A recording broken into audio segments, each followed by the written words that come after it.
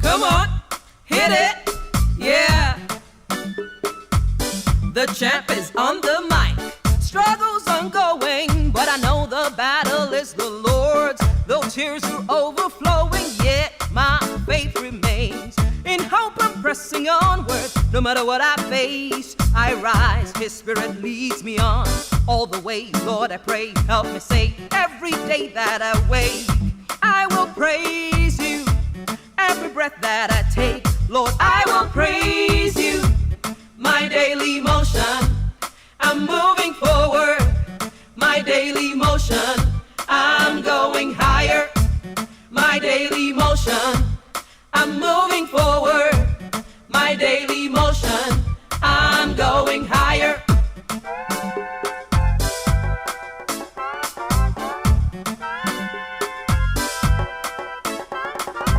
Struggles are going, but I know the battle is the Lord's. Though tears are overflowing, yet my faith remains. In hope I'm pressing onward. No matter what I face, I rise. His spirit leads me on. All the way, Lord, I pray. Help me say every day I'm alive. I will praise you every way while I can. I will praise you. My daily motion, I'm moving forward. My daily motion, I'm going higher. My daily motion, I'm moving forward. My daily motion, I'm going higher. Are you ready? Yeah. Are you with me? Yeah. Are you ready? Are you with me? Are you ready? Yeah. Are you ready? Yeah. Are you ready? Yeah. Let's go. I owe my life to you. I rest upon your word. That's right. Your joy alone, my strength. I'm right on track. In you I have my peace, the rock that never fails. I pour my love on you. I know you're in control. I'm singing and dancing and praising, moving, 'cause my Lord is good. Rejoicing, progressing. I'm shouting, God is good. Hey, I'm standing under the rock. Hey, I know my God's in control. I hail, I hail, I hail, I hail, I hail, I hail, I hail, I hail, I hail, I hail. I talk to the Lord, I walk with the Lord. I stand by the word of the Lamb of God. I talk to the Lord, I walk with the Lord. I stand by the word of the Lamb of God. This is my daily motion. It's guidance gives me higher. This is my daily motion. It's guidance gives me forward. This is my daily motion. It's guidance gives me higher. My daily motion. I'm moving forward. My daily motion. I'm going higher. My daily motion. I'm moving forward. My daily motion. I'm going higher. My daily motion. I'm moving forward. My daily motion. I am going higher. My daily motion. I'm moving forward. My daily motion. I'm going higher.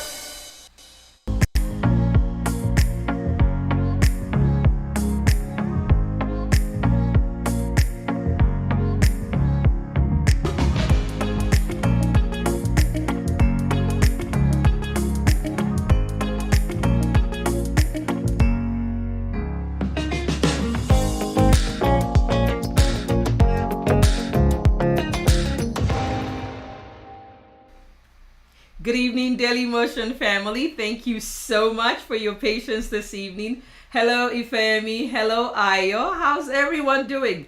I am so sorry. I had some technical difficulties going live tonight. But I'm old, so old in this now that I don't stress out. Before, I would be sweating. I feel like I wanted to pee and other things. But tonight, I was just like, yeah, let's try this. Let's try that. Because anything happens when you go live. I have important conversation to have tonight, and I know that you're here for a reason. And for everyone who's here, you're welcome. For anyone who's going to join us later on, or run into this cast once we're no longer live, I hope that it benefits you. Thank you for being here. Why this talk? I have a very, very wonderful woman in the house today who is going to help us navigate this. I don't know anything about this topic, so I'm not going to be talking much. I'm going to be writing notes and learning a lot. Why this topic? Sometimes as immigrants in the United States, when we move here and we try to get situated, some of us are doing a whole bunch of things just trying to get by. Maybe learning the new system, getting ourselves into a new career if we have to. Sometimes at the same time we're working, and we think we're saving money. But at this, but the thing is, there are certain knowledge that we fail to have, or somehow just doesn't get to us until maybe we're already where we need the information. And one of them, even for me, was just college planning and financial planning for college. And so, because not only does the process stress out our children, seniors are going through that now, and it also stresses out the parents. And then if there is financial stress, then that's just additional stress. The process alone is just the deadlines for this and that, but just worrying about where the money is going to come from, or being limited as to what your opportunities or your choices are because of a lack of funding, is something that shouldn't happen. We should plan way ahead for that. Another thing is, getting some myths dispelled, the things that we believe to be true. I mean, what is the deal with, going to Ivy League colleges? Is that my best shot? Is that necessary? Is the bill at the end of the day worth all of that education that I'm going to put in my little brain? So some of those things we just want to answer tonight. And since I know nothing about this, I'm about to bring into the studio an expert.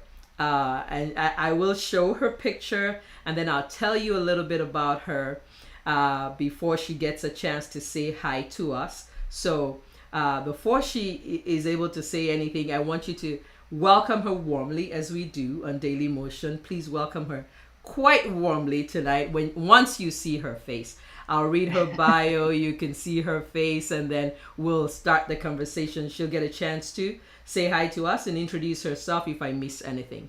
So, Miss Jennifer Harper, she's a financial aid professional with more than 30 years of experience. Jennifer is passionately committed to helping students and their families afford the dream of a college education.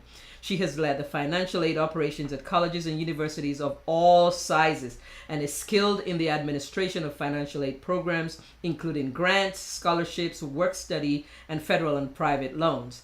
Her esoteric perspective is invaluable in helping families navigate the application and appeals process. She's an active member of both national and state financial aid associations. Jennifer holds a bachelor's degree in business administration from Mount Vernon Nazarene University and an MBA from the University of Findlay. Additional notes here. She's been quoted in media outlets including USA Today, Bloomberg, and Cleveland.com, and has served as the director of financial aid at schools in Ohio and Virginia. So with all that you have, DM fam, would you please welcome to the studio for the very first time, here is Miss Jennifer Harper here to help us.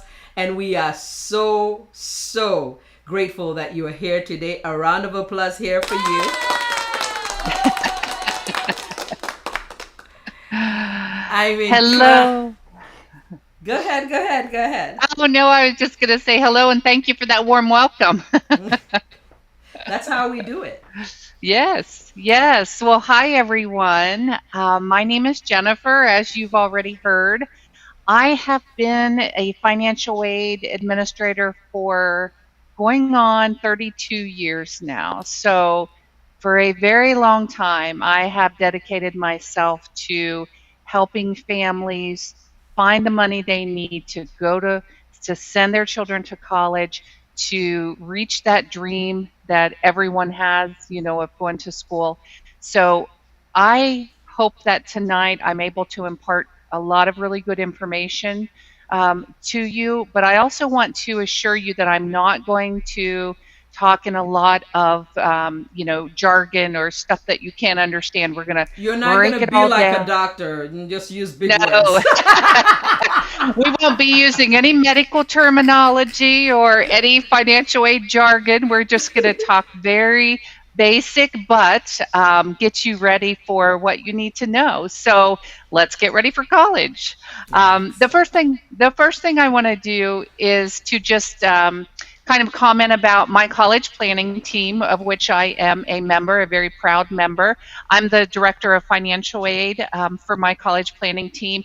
And what I do along with my colleagues is provide that really key, important financial information to families, academic information to families, all of the things that you would need to know to get ready for college.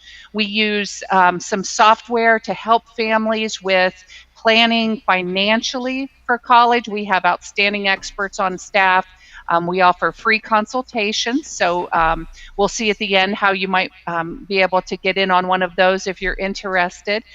But more importantly, we put the interests of our families first. So our students, parents, anyone involved in the college process, we want you to be assured that we are here for you. As a financial aid professional, this is what I do. I'm not in it for anything other than to help you find money to go to college. So let's move forward and with our mission to empower and engage and support you as a family. We're going to help you find the best fit college. We're going to help you with strategies to reduce the cost. So that's always important. And a big way that we do that is with, of course, financial aid.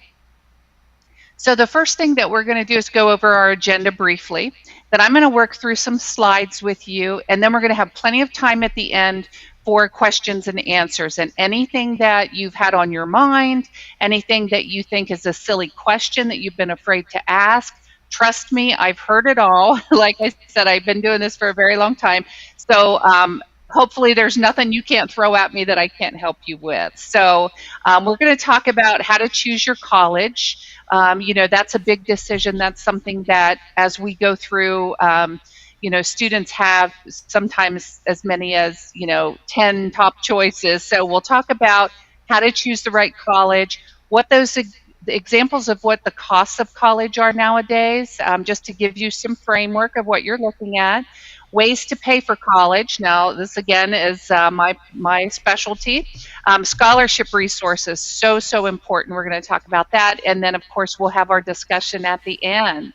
So the first thing I want to do is talk to you about how to choose the right college. I have worked at every size college or university. I've been at small technical colleges where you're learning trades, that hands-on important trades. I've been to large community colleges where we've had 44,000 students from all walks of life, and they are looking for a different experience than maybe a four-year university or private liberal arts school would provide. Also, I'm at a medium-sized university right now, a public university, which is, again, a whole different ball game. So I feel like I've been just about everywhere, and I pride myself on being able to help students with their solutions. So when you're looking for a program, it's very, very important to make that your priority. Now, I know when you visit college campuses, you may fall in love and say, oh, this is the perfect spot. Look, they got a Starbucks. These are great. And look how nice the bookstore is. But you really, really need to stay focused on the program that you're looking for, because the program is why you're going to college. So you'll want to investigate the reputation of the program at the schools that you're looking at. Look at their placement rates for their graduates. Look at the starting salaries for their graduates. All of this information will be available to you through their career services office, and a lot of times in the literature that you're receiving from them, because if they're really great at it, they want you to know. So keep that program first and foremost, and then use that as the guide to the schools that you're looking for. Don't just say, well, I heard this one's nice, or I heard this one's nice. Really do the research to find out which school has the program that your student wants, and it's a reputable program, and they can get a job after they graduate. Because trust me, there's lots of colleges and universities out there, but you want to make sure that you're in a good one because you're going to be paying for that. College isn't free, so we have to pay for that. So we want to make sure we're in the right one. The next thing we look for is comfort. So I grew up, I'm a little bit of a country girl. So for me, a smaller private school that was not, 40,000 students when I was looking to go to college was a better fit. So that's something to remember. If you don't want to get lost on campus, or if you love the hustle and bustle of a big school or a big city, all of those things need to weigh in. And that's why visiting colleges are so important. When you are a junior, that's when you should start visiting colleges. Juniors, seniors, that should be high on your priority list. Now, obviously, some of the schools that you'll want to visit are maybe on the other side of the country, or maybe in a different country. You never know. So what you'll want to do is visit their website, because virtual tours are all the big thing. You can go online. You can go to the admissions site for that school, and chances are they're going to have a virtual tour. So you can walk the campus with them. A lot of times they narrate it as they go, so you can at least get a look for it. Do I like how it appears? Does it look like someplace I might be comfortable? Before you start making those visits, or like I said, if you're going across the country or out of the country for a visit, that's going to cost some money. So you want to try to make sure that you can at least get a visual on whether it's someplace you think you might be comfortable. Now, when you're on campus, your students will get a feel for whether or not it's the right fit. At the university that I'm at right now, we are an urban university, so we're in a downtown area.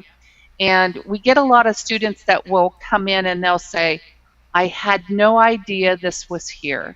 I had no idea how beautiful this campus was. I thought it was just in an urban area. I didn't think that would be the right fit for me, but my mom drugged me to the visit, so here I am. And a lot of times they will have a complete change of mind. So even though they think, well, I want to go here, I want to go there, these campus visits are so important, because they have to feel how they feel on the campus, once they get there. And then also, just as important as how good is the program, how comfortable am I, is can I afford this? So college cost is definitely something that is at the forefront of everyone's mind. So we're going to talk a little bit, and I don't want to scare you with the next slide, so bear with me when I flash it up here. We're going to talk about examples of costs of the different types of colleges. So a private four-year university. So these are your smaller or sometimes bigger universities that are not funded through any state funding. So they're private universities. They cost a little more. This is just a sample. They could be higher. Ivy League schools certainly are higher. This is kind of the median. They could be a little bit lower too. But I want to impart upon you that please don't discount private four-year universities, because the financial aid packages are just as lucrative, comparatively speaking, as they might be at a public university. So stick with me on this, and don't just say, oh, no, there's no way, I can't afford that. So we're going to keep the private 4 years as an option, because maybe that's where my program is. Maybe that's where I feel the most comfortable. This is an example, though, of what the tuition and fees might look like for the year. This is for 1 year. Okay, so when you're looking at this, you're thinking, I'm going to have this cost for 4 years. This is a 1 year cost. However, remember, financial aid is going to come into play here in a few minutes. Room and board. So room and board basically means the dorm and your meal plan. We don't let you live on college campuses unless you have a meal plan, because your family would never forgive us if we weren't making sure that you were eating and that your belly was full and you could stay focused. That is so key. A lot of students try to cut costs by taking a lower meal plan or not taking a meal plan. So we've had to make sure that students, along with living on campus, have a meal plan so that they can focus and study well and be successful. So the cost of a private 4-year puts us at right around $50,000 a year. Then we look at a public 4-year university, and you say, well, what's the difference, private or public? So a public university is funded by the state that it's located in. They receive funding from that state. So because they get funding from that state to help them with their operating costs, like paying their faculty or hiring financial aid directors, or any of the number of things that college campuses have to do, they can charge a little less to the student because the state is chipping in.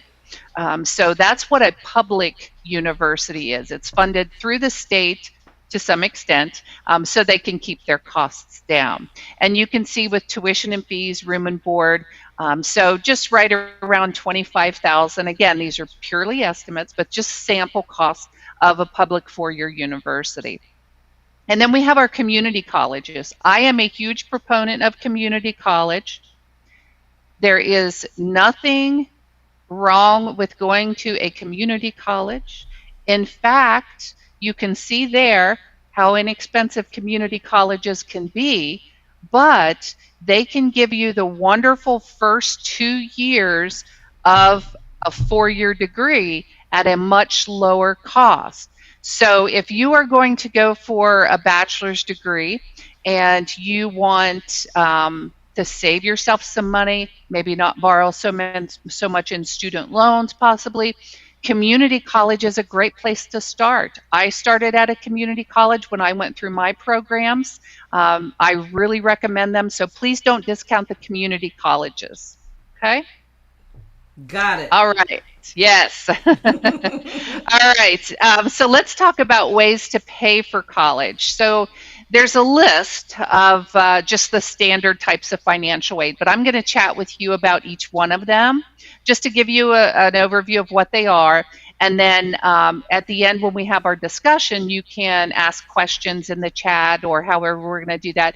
And just, let me know what other questions that you might have, because if I am a self-professed financial aid nerd, so I could talk about this for hours. So I don't want to keep us. I don't want to keep us here the rest of the night. I know you have other things that you want to be doing other than listening to me talk about financial aid. But I'll hit the highlights, and then you can ask your specific questions. So the first way that students pay for college is through, or could pay for college, is through federal and state grants. So you have the federal government, you have your state that you live in, the state government.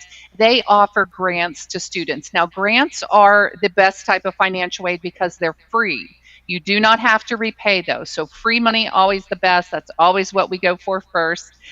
So federal and state grants are available. Federal student and parent loans, those are a little different, obviously. Those are loans that students and their parents can borrow, and they have to qualify for those. And we're going to talk about the FAFSA here in a few minutes, but they have to qualify for those in order to borrow them. They are not something that you go out into the public to get. The federal and parent loans and student loans, those are through the college or university. So when you apply for financial aid and they get your results, that's where the FAFSA comes in, and that's when they will determine if you're eligible for those loans.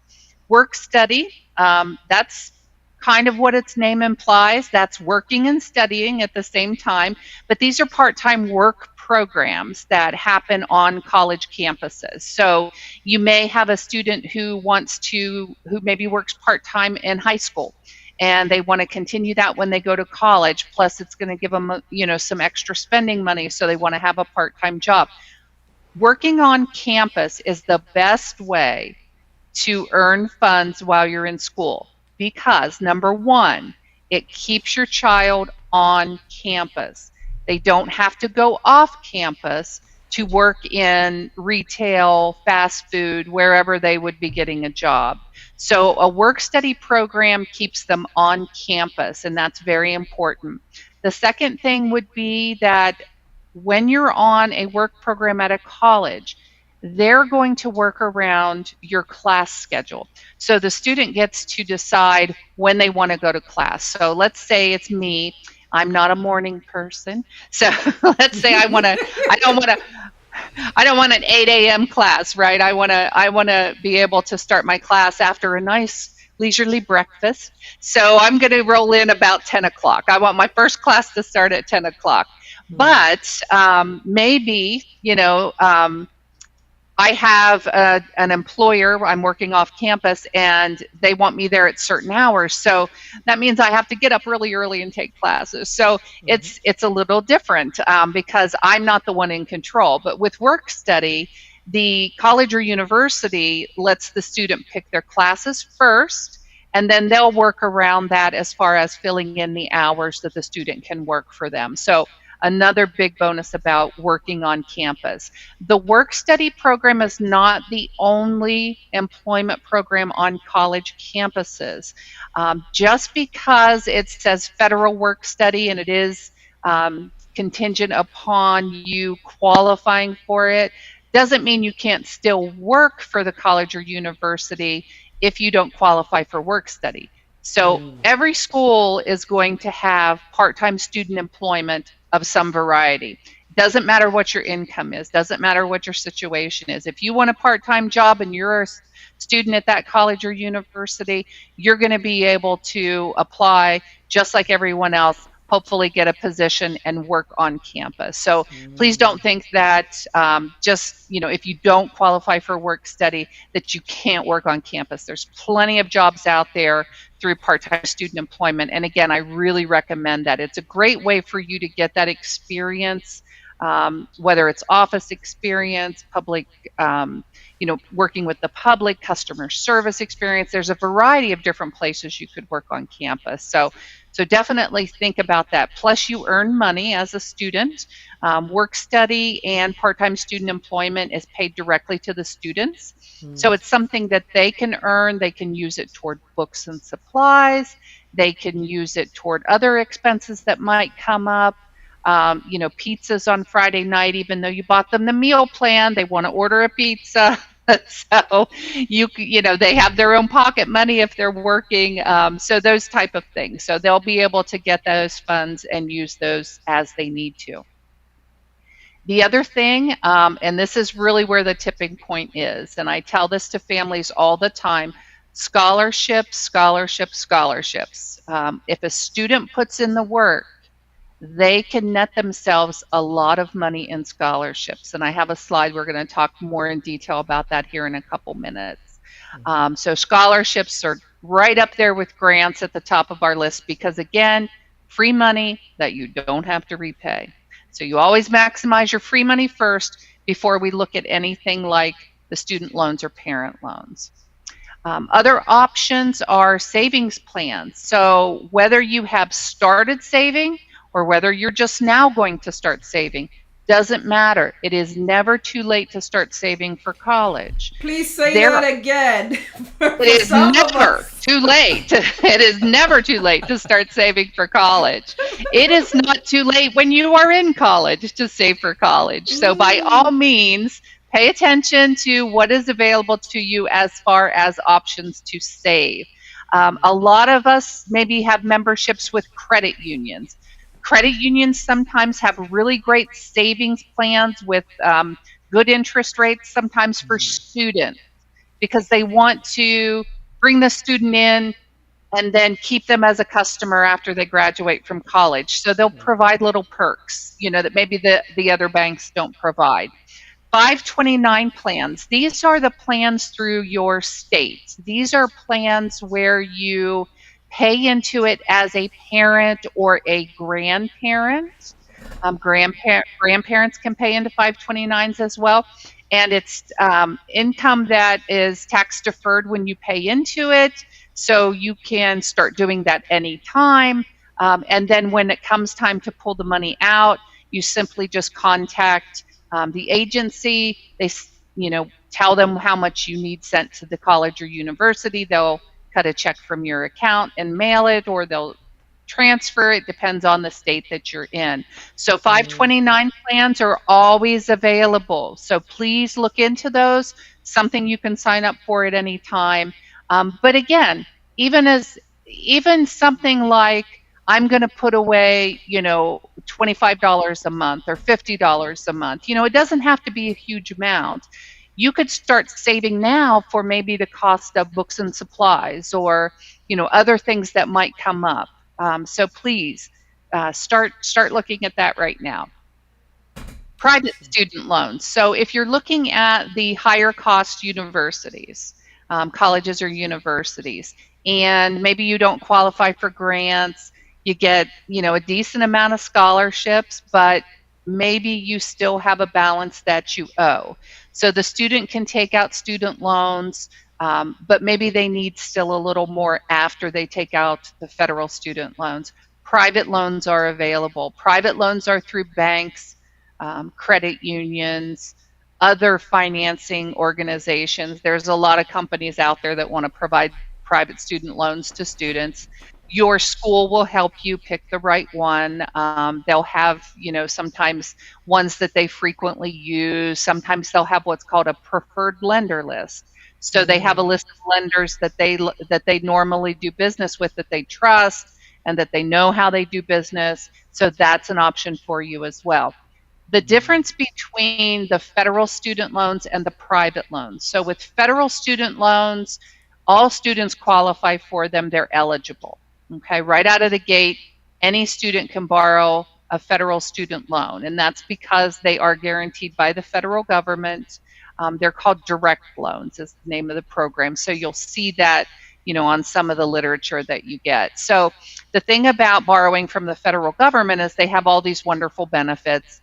And if for some reason you get into a situation as a student where you have to take some time off of college, and you need a deferment on your payments, or maybe you graduate and you're in a field that doesn't have a high starting salary coming out of the gate, and you want to do an income based, all of those fall under that wonderful federal program. So students should always, if they're going to borrow loans, take out the federal loans first. Okay, but if that's not enough, the next option is the private loans. Now, private loans are a little different in that students will have to go through a credit check to see if they are eligible for a private student loan. Now, we all know college students usually don't have credit. They haven't really had, hopefully they're not out there, signing up for credit cards or whatnot. So they haven't really established anything. And I always find this amusing. With private student loans, I'm like, well, how do you expect a student to get that? But what happens 9 times out of 10 is that the parent will co-sign for the student because the student doesn't have enough established credit. Not that it's bad, but they just don't have any. They haven't been out there in the world borrowing money, thank goodness, yet. And so they don't really, thank goodness, and they don't really know yet what that looks like. So the parent then would be a co-signer. It doesn't have to be a parent. It could be a grandparent. It could be another relative. It doesn't even have to be a relative. A student could have anyone really that's credit worthy co-sign on a private student loan for them. Now, when you co-sign, that does make you, as a co-signer, responsible if the student does not repay the loan. So you have to be very careful and think about that. Is that something that I want to do? Am I comfortable co-signing for a student? Are they going to stick it out? Are they, going to go for a year and maybe not go back? So all of these conversations and thoughts need to occur. They really do. It shouldn't be something that you go into quickly or unadvisedly, because private student loans, that's a big responsibility. Not that federal student loans aren't, but private, it's a little different because you don't have those federal programs to fall back on. Like I can't make my payments, or I lost my job. Can I get an unemployment deferment until I'm employed again? That's all federal. So private loans sometimes don't offer those. So you got to be very careful.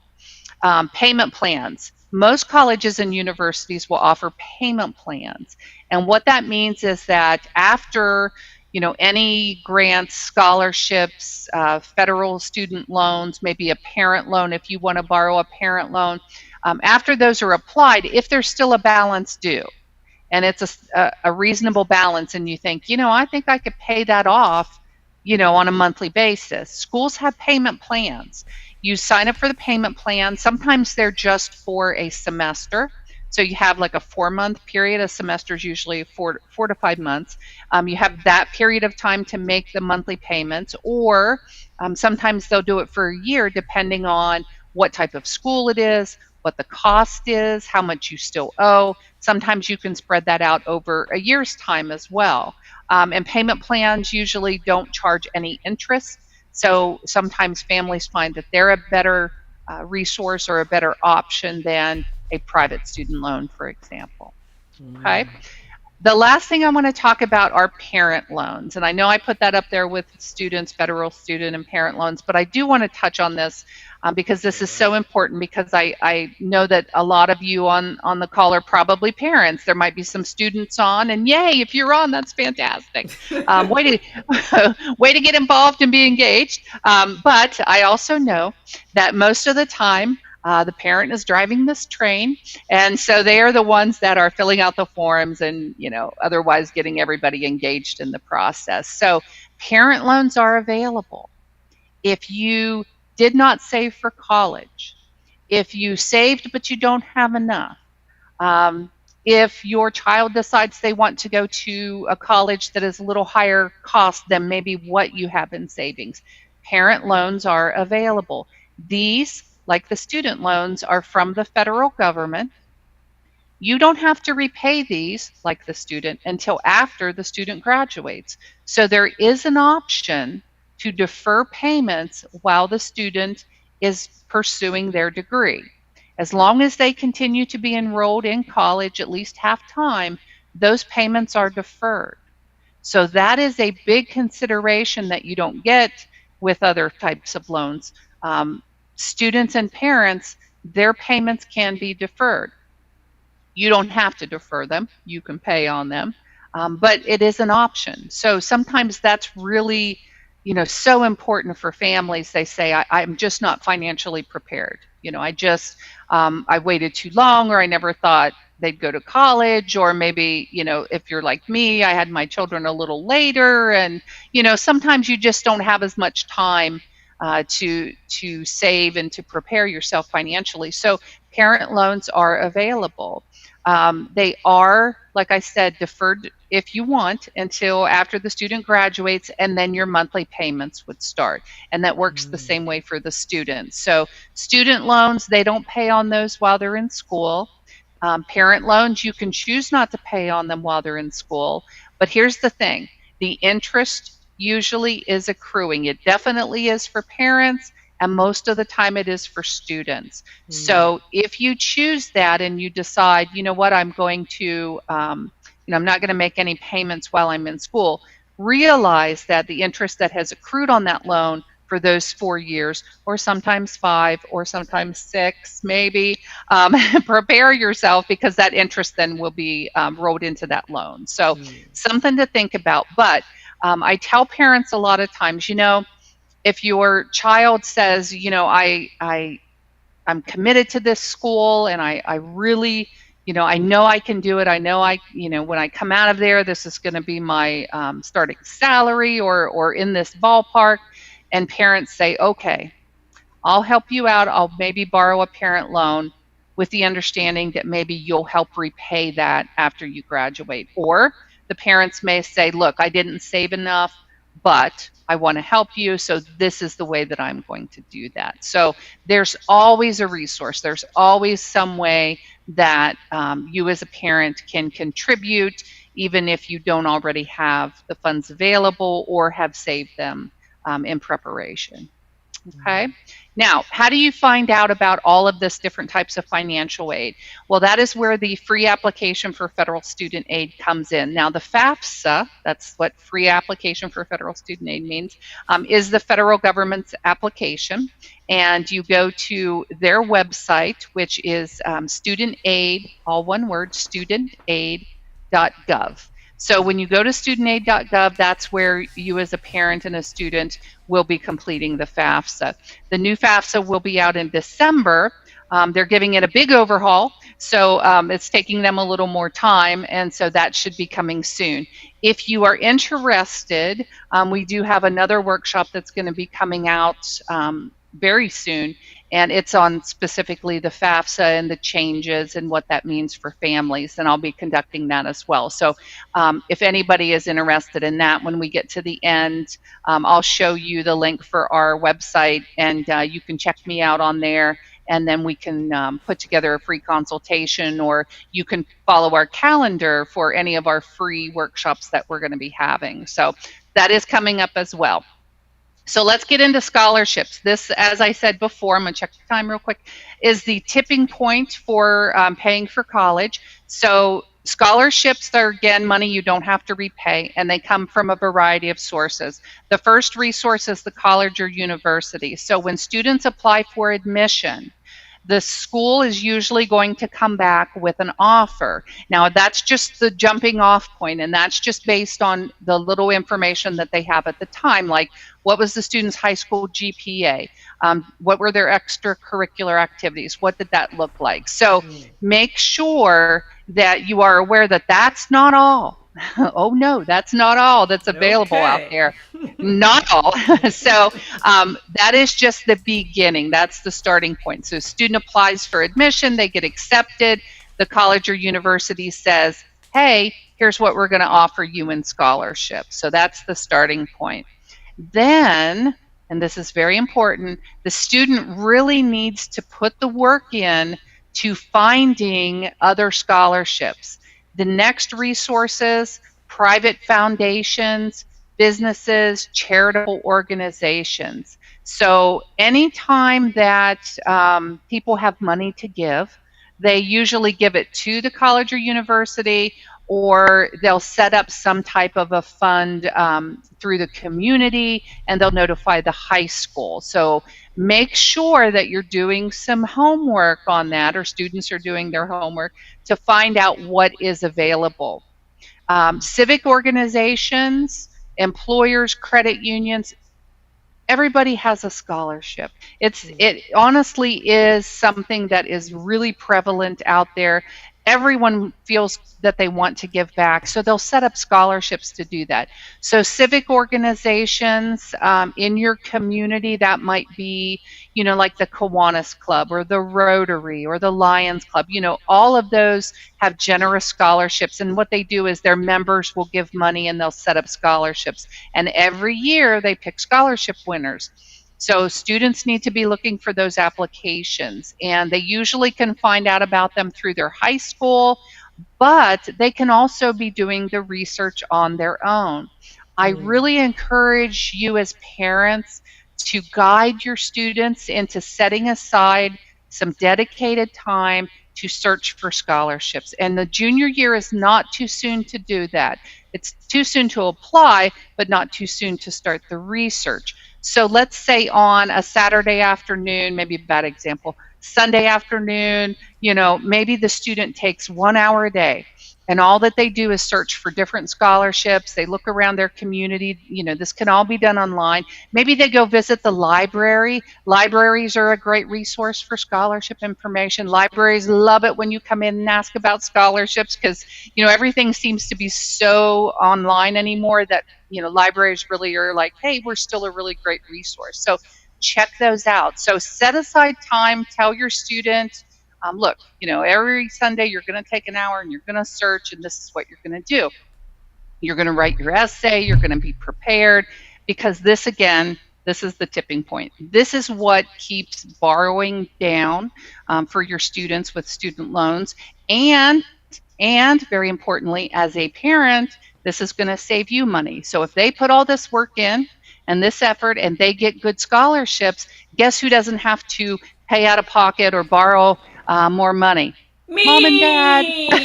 Mom and dad. So, yay. So really, they've got a lot going on, both junior and senior year. I mean, high school now is like what college was when I was young. High school is so fast tempoed. So you have to make sure that you, as a parent, give them that moment's pause and say, I know you're really busy, but this is really important because this stands to impact you the rest of your life. I mean, if you are a student and you end up not having, ample scholarships and you have to borrow everything, then you're looking at a lot of money that you have to repay after college graduation. Yep. High school counselors. Now, high school counselors are a fantastic resource for scholarships because whenever somebody has a scholarship, they usually will go to the high school and say, hey, I have a scholarship I'd like to give to somebody. Can you promote it? And counselors love to do that. But again, counselors are so busy. We all know how thin everybody is stretched. So it may take the student going to the guidance office or going to the website and really looking through those scholarships. So make sure they do that. Some scholarship sites you can all see on the screen there, hopefully. A couple of really great scholarship resources that I feel very comfortable with. If you just have them go out and start searching online, they're going to get 1,000 hits off the internet of 1,000 or probably more scholarships. And some of them are going to mostly just be trying to draw them to their website to start spamming them with, promotional materials or marketing or stuff like that. So fastweb.com is a really good, reputable one out there. Almost all colleges and universities promote them. So check them out. They let you set up a profile, and then you say, here's my GPA, here's my program, here's this, here's that. And then they'll go out and they'll search through all the millions of scholarships and bring you back some that they think you might qualify for. So check that out. Scholarships.com, very simple. You would think it would not be a real website. It's so simple, scholarships.com, but it is. So check that one out as well. Also, my college planning team, we have a website that has a lot of different resources on it. And of course, those are reputable as well. We would not suggest our website if we didn't have a lot of good resources and didn't feel comfortable with those. So check those out as well. So scholarships are the tipping point. Don't forget that I said that, okay? And I know we got started a little late, and I apologize for that. But I want to stop here. And I know I may have overloaded you with a lot of information, but I'm going to recap real quick, and then we're going to turn to just questions and open discussion. So when you're applying for financial aid, studentaid.gov, that's the FAFSA. We're going to have a workshop about that coming up here soon. But once you apply for financial aid, that's what starts everything off. So that's where the grants, student loans, parent loans, federal work study, all of that is determined from that FAFSA. There is another application that some schools, mostly private, more highly selective schools, will have. It's called the CSS profile. You may have heard of that. We have some wonderful articles on our webpage about that if you want to check that out. That is for families to fill out because the school maybe wants to take a deeper dive into their income than the FAFSA would. And that's because these private, more selective universities tend to have a lot more money to give, okay? So if you choose a private school, they're going to have probably a bigger scholarship profile than a public university. So they're going to maybe want you to fill out their application. It's called the CSS profile. It's online, so you can check that out through the college or university. So once you do that, that'll do all of the federal, that'll kick that off. Scholarships, again, students need to do the work. It'll save mom and dad money in the long run and the student. So really push them to try to get started on that as soon as possible. And it's never too early to start saving. Anything you can put away now is going to be less student loan money that you or the student might have to borrow later. So I will stop there and kind of open the floor to questions, any discussion that we want to have. You're the best. Before I'm going to put this slide up while we're chatting because Okay. I just want to, and you can still see my screen. I'm going to put it up right there. That Mhm. is just, our website there, and we do offer free conferences if you are interested in talking to us at my college planning team. We try to help you with the information, kind of what I've given you tonight, but put in a little more detail because it's your private conference, and I won't prattle on, to the whole group about it. Plus, you can ask those really important private information type of questions, and then see where we can take it from there. But we are here to help you. Get what you need to go to college. That is what is most important to us. So I'm going to leave that up there, and I guess turn it back for questions, and then be ready to answer those. Very good. DM fam, if you have any questions, please put them in the chat as we always do. While you're getting a chance to do that, I just want to say thank you so much for some of the things you have said has already alleviated a lot of anxiety for a lot Oh, of good. us. Good, good. Yours truly included. And you just have such a beautiful way of saying this difficult things that I'm like, oh, this doesn't sound problematic at all. Yeah, and it is very scary. It is very Hmm. scary. And I wrote a little article about it because now it's spooky Halloween season. So I wrote a little spooky article about the FAFSA, but it doesn't have to be intimidating. I know that it is. Like I said, I've been doing this for a very long time. I know it is very intimidating, but the colleges and universities all have people like me. They truly do, that are there to help you answer these questions. There's more workshops. Libraries have workshops.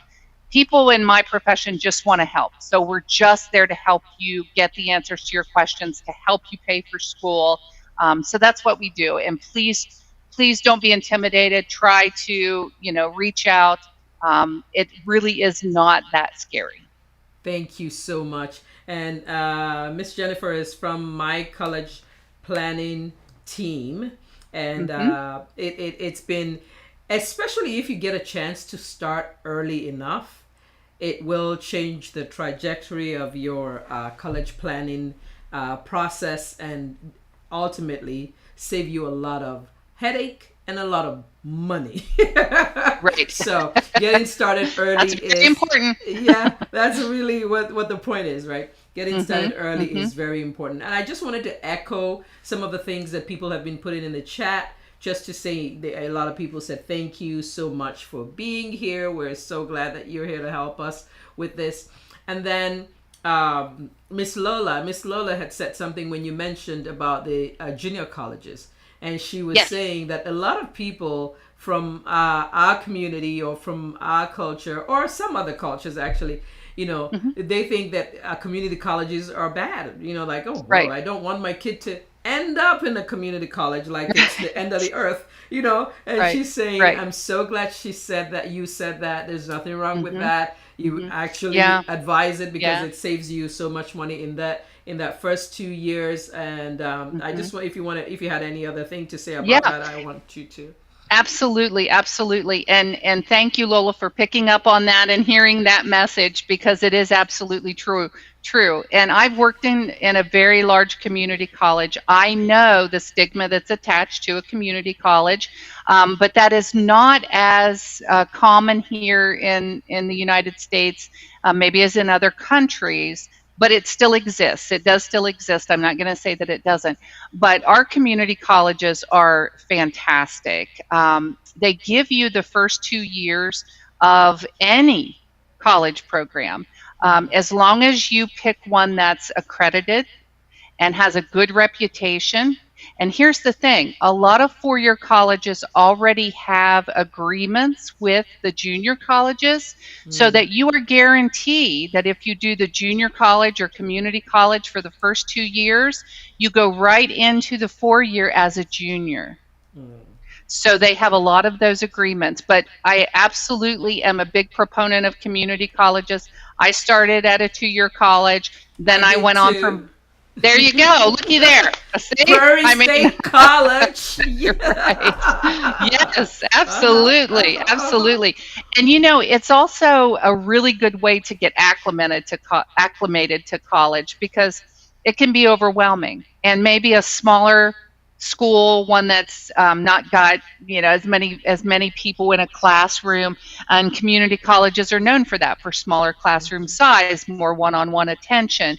So if you can go the first 2 years and get all of those benefits and then still finish a university degree, well, guess what? You still have the degree from the university, but you have went about it in such a smart way that you're better prepared and you've saved thousands of dollars. For the same education. Exactly. Thank you so much for that. There's Sure. a question here, and Dr. Faye, Doctor is here, and she was asking if grants are they need based?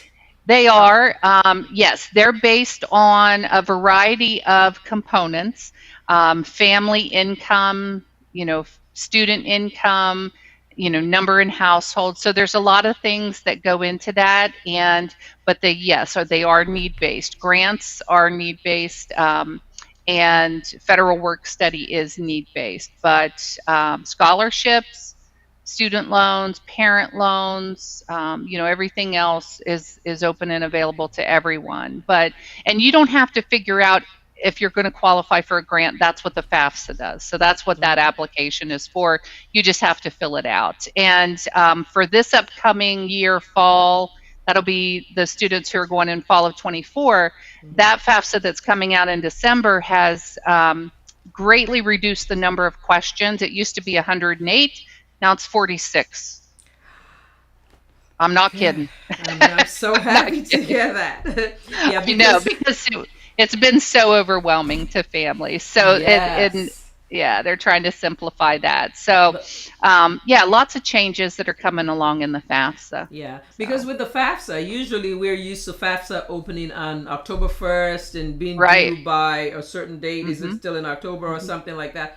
But this year it's delayed, so they're advising if you have not started filling out that old form, as you have heard, it's cut the question by over half. So please don't fill out the old form. Just wait. No. They're thinking like the first week in December. Well, maybe. Maybe, fingers crossed. But if I had to guess, after my years of experience working with the federal government, it might be more toward the end of December, if I had to guess. Anyway. And that's just because so many changes. That's so right. many changes. So don't panic. Just wait for the new form. That's right. Thank you That's so right. much. I wanted to recap. If you're just joining us, this is Daily Motion, Haven of Love. I'm Dr. Champion.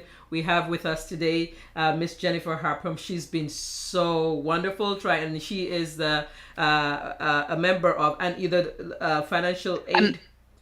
Yep, I'm the director of financial aid for my college planning team. Very, very good. And she's the director. So we have everything we need here. There's nothing else. There's nothing else. She's what you need to pay for college. And some of the things that she has shared with us since the beginning of the cast, if you're just joining us, is to research the program you're interested in, and that's where to start. Research the reputation of that college for that program, the graduation rate, and then job placement after that. So if you are being overwhelmed by what college does my kid want to go to, or what college do I want my kid to go to, those are really the main points that you want to. She emphasized the importance of going on college tours, because you might like a school by name and you step on ground and you just don't feel the fit. And so it's nice to visit the schools and try to see if you feel like you fit in that environment. If you're not able to do that for all your choices, there are virtual tours that are offered that at least give you some information about the schools. So those are some of the nuggets that we've shared. I'll share some more if you're just joining us, but we'll have some more questions. The FAFSA and the CSS, you briefly mentioned it. And can you expand a little bit about that? What's the difference? Should we just fill out FAFSA or should we fill out both? And what does it save us or cost us if we fill out both? Right. So it depends on where you are looking at to go to school. The CSS profile, as I said, is a deeper dive into the family's finances. It does take, a different approach, more information they're going to want you to provide than on the FAFSA. So my recommendation is if your student is going to a college or is only interested in colleges that do not require it, there is absolutely no reason to fill it out, so please do not. Because they're not going to use it, and it does take a good bit of time to fill that out. Now the FAFSA, that's the federal government's application. The CSS profile, that is the school's application.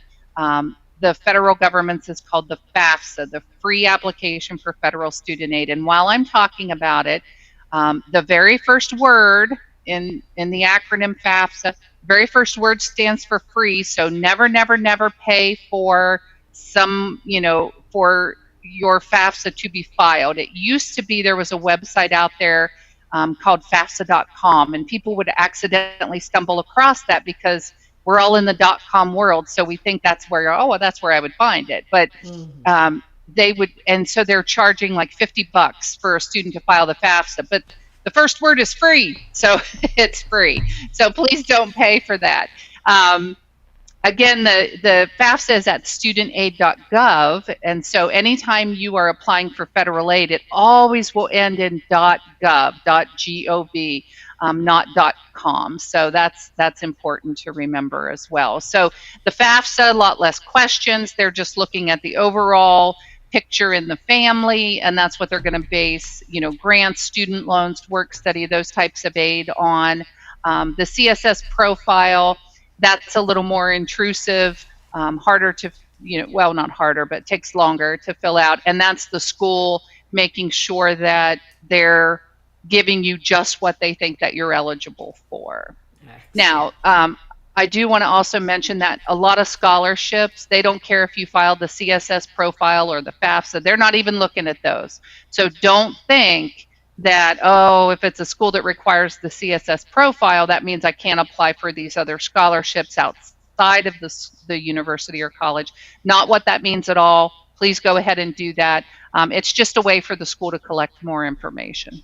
Excellent. Thank you so much for that. One of the best things that you've said tonight that's music to our ears is it's never too late to save for college. In the beginning of this cast, I told the audience, why are we even having this conversation? It's Daily Motion, Haven of Love, where we talk about things that are important to us, real issues, no facade, no judgment, as people of faith, so this affects us as that.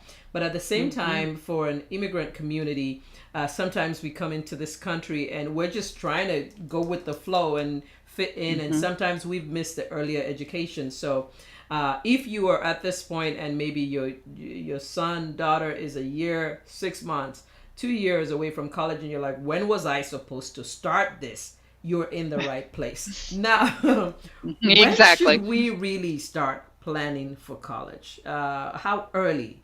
What would you say? So, I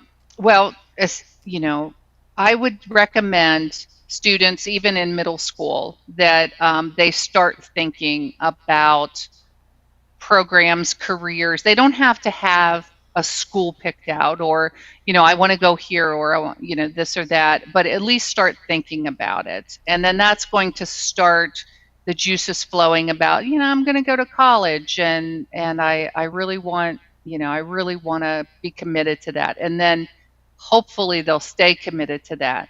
And if you haven't started saving for college, start today. If your child is in, middle school, there is no reason that you shouldn't be able to start. And you can, like I had said earlier, you can sign up for a 529 plan through your state, a college 529 plan. You can put money into a savings account. You can put money into a grandparent savings account, or wherever you think that it might be beneficial for you. Grandparents, listen. All right. Because that's going to become important for everybody in the family, right? So grandparents are probably going to want to help out and contribute as well. And again, it's just never too early for the financial aspect, and it's really never too early for the academic aspect either. Now, visits, we have sophomore students, the university that I work at, we have sophomore students that come, sometimes freshmen. Sometimes we go out into the middle schools and do presentations. So I would say if you have a student, fifth grade or higher or rising, now's the time really to start having those conversations and thinking and thoughts. Clearly, juniors and seniors need to be doing everything they possibly can right now to research scholarships, to go on college visits, to meet with their guidance counselor. All of those things are really paramount for them. But I don't know that there is a too early, to start preparing.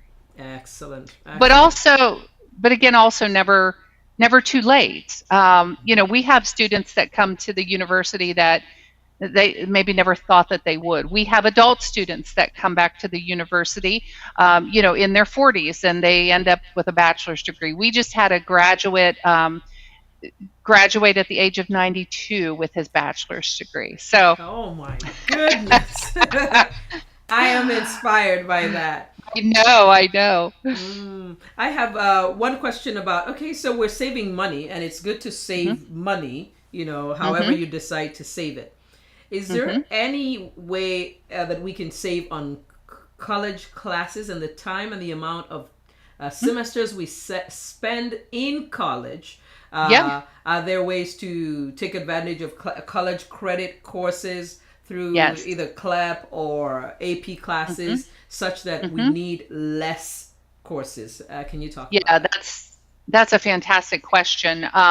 Absolutely. Students can, there's a variety of things. There's what's called, in Ohio, we have a program called College Credit Plus, and that is where students during their entire high school career can take college level classes. And not only do they apply toward their college, but they also apply toward their high school credits. So depending on where you're at and what college it is and what high school, there may be some of those. You could take those classes. Those are funded by the state usually. So the family doesn't have to pay for those. So it's college classes while you're in high school for free, basically.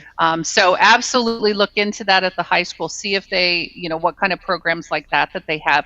The CLEP, getting credit for life experience, other types of work that you've done, that is all real in colleges. We recognize that. We have plans for that.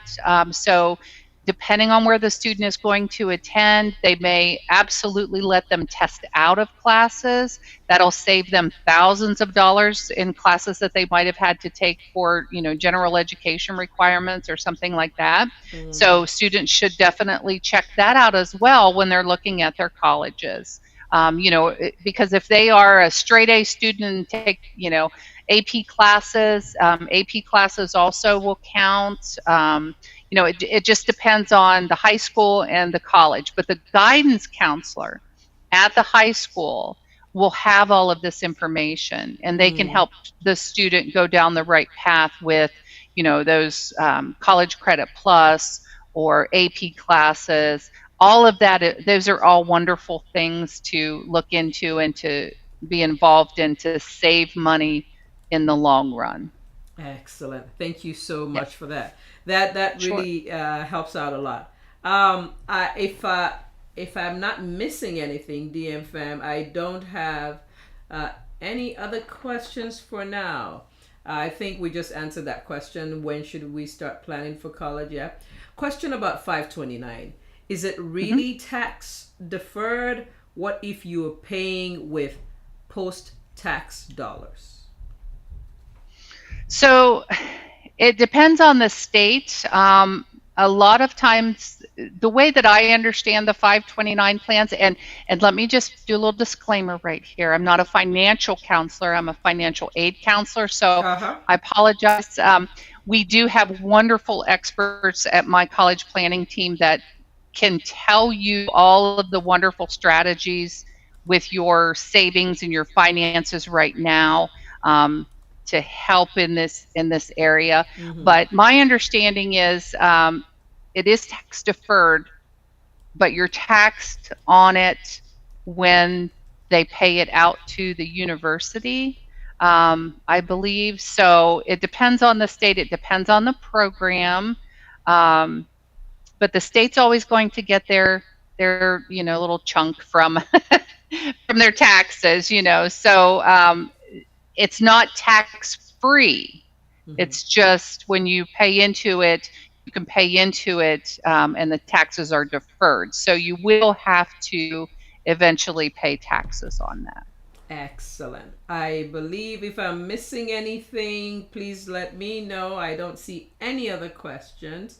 Um, other tidbits that we have received tonight, if you're just joining us and we're about to go, is to beware that you're filling out the FAFSA on the right website.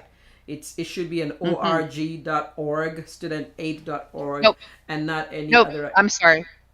Studentaid.gov. .gov. Gov. Gov. I'm so sorry. It should be a gov. It should not Yep. be org or Nope. .com. It should not be anything like that. Right, All right. right. Any parting words for parents who were in this situation, and students as well, even not Yeah. just paying for it, just the process itself. Any Right. parting words? Don't panic. Don't overthink the process. I know it seems very overwhelming and there's a lot of detail to it, but if you just take it step by step, make sure you stay in contact with the college or universities where the student's going to attend. They can help you through any rough spots. So if you file the FAFSA, but you think, I didn't do that right, or I need some help with that, or I have a question about that, by all means, reach out to them. That is why they're there. They're there to help you through the process. And don't feel like your question is silly.